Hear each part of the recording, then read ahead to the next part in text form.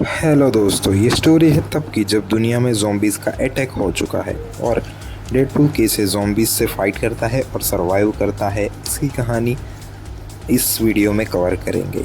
तो कहानी की शुरुआत में हमें देखने को मिलता है कि न्यूयॉर्क सिटी की गलियों में काफ़ी सन्नाटा छाया हुआ है और तभी हमें एक भागता हुआ इंसान दिखाई देता है जिसके पीछे कुछ लोग पड़े थे। जैसे ही ये आदमी पकड़ा जाता है वो लोग इसे नोच खाते हैं।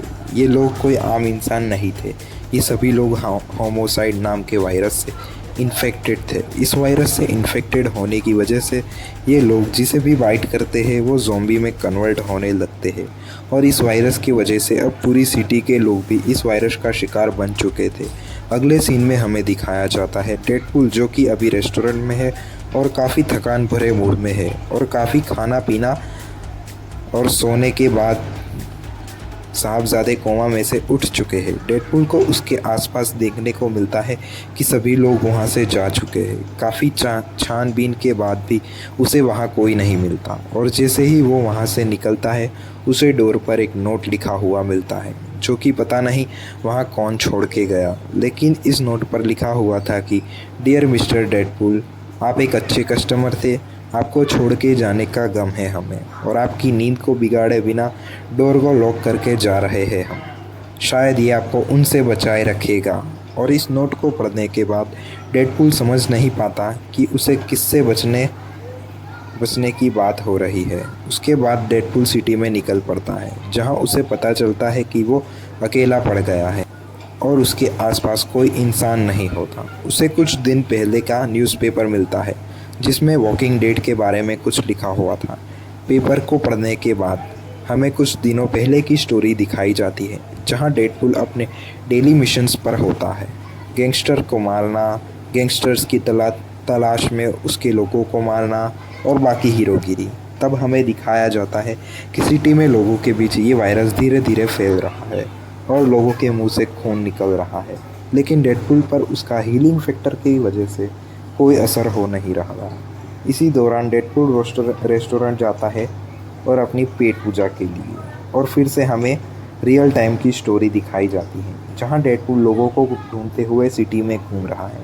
इसी दौरान डेडपूल सिटी के हर एक डायरेक्शन में चिल्ला रहा होता है।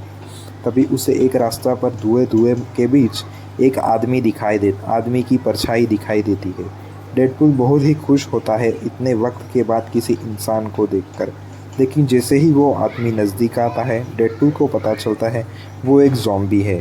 और ये ज़ॉम्बी जैसे जैसे डेडपूल के नज़दीक आ रहा था वो अनकॉन्शियसली बोल रहा था कि मैं ये नहीं करना चाहता, प्लीज़ मेरी मदद करो, ये बहुत बुरा फील हो रहा है।